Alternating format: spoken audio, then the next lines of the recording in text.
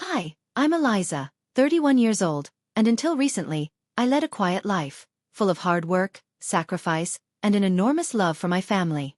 I've always been a responsible person, committed to my goals and the people I love.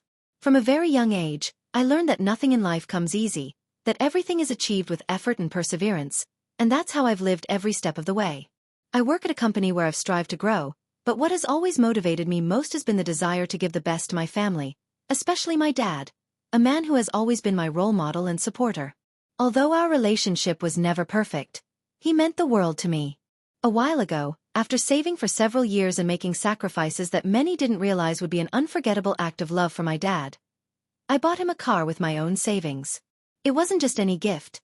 It was a symbol of everything I felt, a way to thank him for being my support and to show him that I too could be generous and show my affection in a tangible way. I thought this gift would seal a special moment between us, that he would value it, and that finally the relationship could take a step towards something better. However, what happened next was something I never imagined. Everyone in the family seemed happy, or at least that's what they pretended, but behind that perfect facade, the truth was different. One day, that gesture I made with so much love became the cause of unexpected pain. My dad, instead of thanking me, gave the car to my brother, saying words that I still struggle to understand and that still hurt me deeply. "He deserves it." That phrase not only shattered the moment, but it destroyed my confidence and left me with an immense void that I didn't know how to fill. This video is to share that story, that experience that marked a before and after in my life, and which I know many people can relate to because they've experienced family disappointments, moments when love and respect seem to be missing when they're most needed. I want you to know that you're not alone, and that despite everything, it's always possible to get up and move forward. Before continuing, I'd love to hear from you. Have you ever felt like your efforts and love weren't recognized by your family? Have you experienced a similar situation where disappointment came from those you most expected support from? Tell me in the comments, because we're all here to listen and support each other. And if you like real stories, full of emotions, unexpected twists and turns, and above all, life lessons that make us stronger, don't forget to subscribe to the channel and activate the bell so you don't miss a video. Here we speak with the truth and an open heart, because family stories aren't always perfect, but they always deserve to be told. The relationship I had with my father was always a path filled with nuances, with good moments but also difficulties that, over time, I learned to understand as part of the family dynamic I grew up in. Since I was little, I always felt a deep affection for him, and although we weren't perfect and we didn't always agree, there was that mutual respect that is often built over years of living together, of struggle, and of sharing joys and sorrows. My father wasn't a very expressive man with his emotions, but his actions always demonstrated that silent love, those small sacrifices that only a father knows how to make without expecting anything in return. I remember many times when he deprived himself of things, of indulgences, just to make sure my siblings and I lacked nothing, or at least that's what I thought. However, amid all that love and respect, there was one reality I couldn't ignore: the constant and evident presence of favoritism toward my older brother. Ever since we were children, this favoritism manifested itself in ways that at first seemed small and insignificant, but over time left a deep mark on my heart. My brother was always the favorite in the family, the one who received the kindest words, the warmest hugs, and above all, immediate forgiveness when he made mistakes. His achievements, even small ones, were celebrated with pride and even a certain sparkle in my parents' eyes, while my own efforts, however great, often went unnoticed or were minimized with phrases like, "It's okay, but it's not that big a deal," or "Your time will come." In our home, this family dynamic became commonplace. I put all my effort, all my love and dedication into everything I did. My studies, my work, the little things I did for my family. I always hoped that, finally, someone would recognize me, that they would hear about my achievements and not just my failures. But the truth is, that recognition never came. Instead, I felt constant pressure to be the good daughter, the one who didn't cause problems, the one who did everything without asking for anything in return. Meanwhile, I watched my brother receive the applause, the kind words, and the immeasurable affection, even though he often didn't deserve it or simply didn't put in the same effort as me. I remember specific moments when this injustice became even more palpable. When he forgot to do his part at home, when he failed at school or at work, my parents simply overlooked these things, claiming that men are like that, or that he has a lot of potential, he just needs time. But when I made a mistake, no matter how small, the reaction was completely different. Scolding, harsh comments, and even comparisons with my brother that made me feel lesser, inferior, as if I was never enough. This reality hurt me deeply, but it also motivated me to keep going, to prove that I could achieve important things on my own, without needing anyone's applause. However, that constant struggle to be seen and valued within my own family left scars that took years to heal. Sometimes I wondered if I would ever be able to break that cycle of favoritism, if someone would finally recognize everything I did from the heart. Those years of effort, unrequited love, and painful silences were a prelude to what was to come, because deep down, I knew the story wouldn't end well as long as that inequality continued to grow between us. But I also learned that, despite everything, self-love and determination can be the most powerful weapons to face any storm, no matter how dark it may seem. After so many years of giving my all without receiving much more than silence and comparisons, there came a moment when I decided to demonstrate with actions how much my dad meant to me. It wasn't an impulsive or simple decision. On the contrary, it was a great sacrifice, thought through with both my heart and my mind, because I knew that what I was doing meant giving up many things for myself. For years I had kept a portion of my income in a savings account without spending much, because I always kept in mind the idea of being able to do something special for my dad, someone who, despite everything, had given me life and fought for us with his own hands. Buying him a car wasn't just a whim or a luxury. For us, owning a vehicle represented much more than that.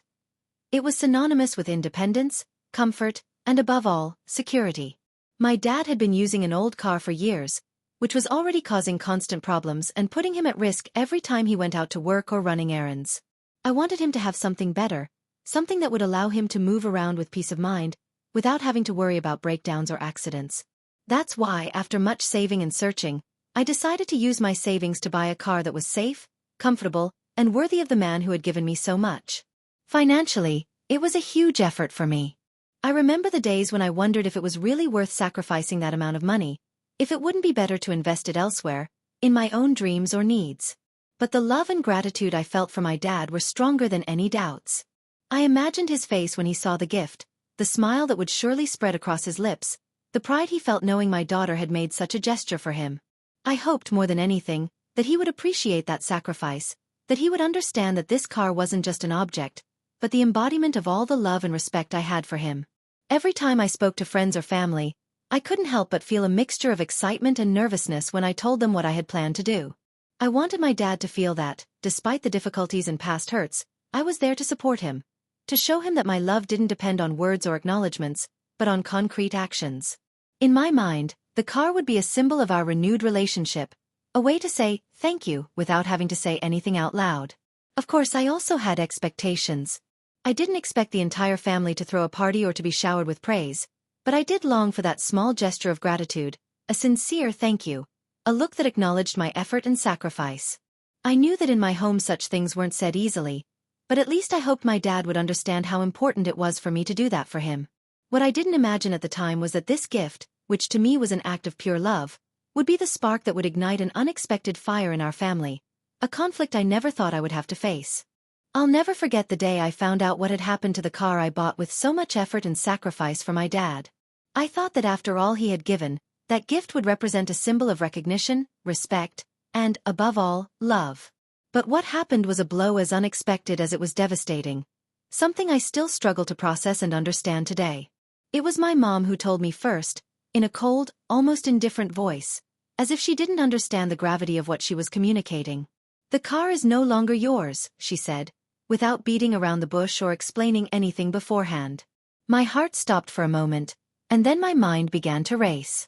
How could this be possible? What was he saying?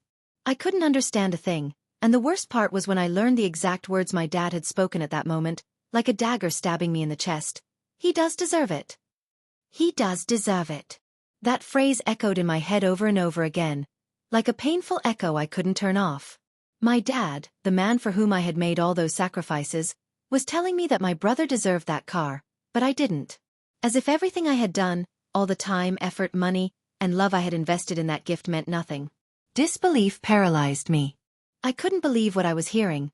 It seemed like a cruel joke, a nightmare I was about to wake up from.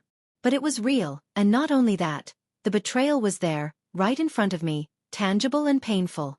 I felt a mixture of sadness, anger, and disappointment wash over me, like a whirlwind that pulled me in, unable to escape. My heart shattered into 1,000 pieces, and a part of me died in that instant. What hurt the most was the coldness with which they said it, as if it were something normal, as if they were justifying a fair decision when, to me, it was a blatant injustice. My brother, the favorite, the one who always seemed to have everything so effortlessly, received the car without deserving it, while I, the one who had given my all, was left out with nothing to claim. At first, I thought it was a private conflict between my dad and me, but no. Some family members found out, and most remained silent. Others tried to justify the decision, saying things like, "He's done more for the family," or "You have your life. He needs that more." But none of those words could ease the pain I felt. On the contrary, I felt they isolated me even more, making me seem like the unfair or overreacting one, when I only asked for the bare minimum, recognition and respect. That day marked a turning point in my life. It was the moment I understood that in my own home, love wasn't always equal, and that sometimes, no matter how much you give, you can end up being pushed aside, ignored, and replaced. That betrayal left me with a mixture of feelings that I'm still struggling to overcome, and with the need to find my own voice, my own path, far from those wounds.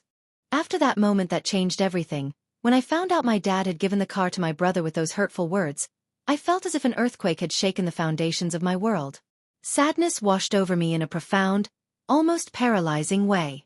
It was as if all the efforts, the sleepless nights, the money I had saved with such effort, and the love I had put into that gift had vanished in an instant. I felt small, invisible, and above all, replaceable. But it wasn't just sadness that gripped me. An intense rage began to grow inside me. A righteous rage, a rage that screamed that I didn't deserve to be treated this way, that it wasn't fair that my sacrifices were ignored, that it wasn't fair that someone was rewarded for something they hadn't done, while I was denied any kind of recognition. It was a rage that burned inside, but it also gave me strength. It was the fuel that fueled me to start questioning many things. My relationship with my dad, with my brother, and above all with myself. I felt a deep disappointment settle in my chest, a disappointment not only toward them, but toward the entire family dynamic I had sustained up until that moment. How could it be that the people I loved and trusted the most could treat me this way? I realized that, for years, I had been seeking their approval, trying to prove that I was worthy, that I deserved love and respect, but that those displays of affection always came with conditions, or simply didn't come at all. It was at that moment that I began to reflect on my own worth. I began to understand that my worth didn't depend on what others recognized or failed to recognize. That my achievements, my efforts, and my love shouldn't be used as a bargaining chip to receive affection or respect. I learned to set boundaries, to protect my heart from those wounds that seemed to never heal, and to not allow favoritism or the indifference of others to define who I really was. This experience made me rethink many things about my family. My relationship with my father changed radically. I used to see him as my greatest support, my refuge, but after that betrayal, I felt an invisible wall rise between us. Trust was broken, and although we continued to share moments, something was no longer the same. His words and actions had left a mark that was difficult to erase. With my brother, the distance also grew, not only physically but emotionally. I couldn't help but feel resentment, pain, and also a bit of disbelief. How could someone so close to me be so indifferent to my sacrifice? Why did they think he was the deserving one and I was the one who had to be left behind? These thoughts tormented me, but at the same time, they made me stronger, more aware that I deserved relationships based on respect and equality. In those days, I often felt alone, lost, and confused, but a new determination also began to emerge. The determination to no longer allow myself to be treated as if I didn't matter. The determination to find my own path, my own place in the world, without needing the approval of those who had failed me. It was a slow and painful process, but a necessary one to rebuild my self-esteem and understand that, although my family wasn't always fair to me, I had the power to decide how I wanted to be treated and how far I would allow myself to be hurt. So despite the sadness and anger I felt, those emotions were also the beginning of a profound transformation. One that led me to grow, to learn to value myself more, to demand respect, and to build a self-love that no one could take away from me. Because I finally understood that my dignity is in no one's hands but my own. After that devastating blow, feeling betrayed and stripped of something as important as the car I had bought with such sacrifice, I knew I couldn't continue living like this, trapped in a cycle of pain, disappointment, and lack of recognition. That's when my true journey to recovery began, a process that wasn't easy or quick, but was necessary to heal and reclaim my life. The first thing I did was start setting clear and firm boundaries with my family. I learned that love isn't always enough when it's not accompanied by respect and consideration. I began to emotionally distance myself from the people who had hurt me, especially my father and brother, to protect my well-being and prevent the poison of favoritism and indifference from continuing to affect me. It wasn't easy. I felt guilt, sadness, and even fear of losing what little support I still had. But I understood that if I wanted to heal, I had to prioritize myself and stop allowing myself to be hurt. In that process, I found fundamental support in my closest friends. They were the ones who listened to me without judgment, who lifted me up when I felt like everything was falling apart, and who reminded me that I deserve respect and genuine love. I also decided to seek professional help and started therapy. Talking to someone who understood my feelings and helped me find tools to manage sadness and anger was key to my recovery. Therapy opened my eyes to many things I hadn't wanted to face before. The need to heal my emotional wounds, the importance of setting healthy boundaries, and above all, the value of building a new life narrative where I am the protagonist, not the victim. Little by little, I began to focus on myself. I rediscovered my passions and dreams, those I had put aside seeking the approval of others. I set new personal and professional goals, projects that fulfilled me and made me feel proud, but this time for myself, without expecting external recognition. The pain I felt became the strength to move forward, to prove to myself that I can grow and be happy, even without my family's approval. I also learned to surround myself with people who truly value and support me, who celebrate my accomplishments and support me through my challenges. I built a new, more authentic and healthy support system that helps me stay grounded when past wounds try to resurface. I realized that family isn't always defined by blood, but by those who choose to stand by us and truly respect us. As I set these boundaries and took care of my emotional health, I felt the weight on my shoulders begin to lift. The sadness was still there, because wounds don't disappear overnight, but it no longer paralyzed me or prevented me from moving forward. Instead, I learned to live with it, acknowledge it, and transform it into motivation to build a better, more fulfilling life. This road to recovery was, in many ways, a rebirth. An awakening to the reality that I deserve unconditional respect, love, and consideration, and that I shouldn't settle for less. It was understanding that personal dignity is non-negotiable and that I can choose who deserves to be in my life. So, although the blow was severe and the wounds deep, today I feel stronger, more confident, and more aware that a true family is also one built with love, respect, and mutual support. And although the scar of that betrayal will always remain with me, it is no longer a mark of defeat, but a symbol of the strength I had to get up, heal, and move forward.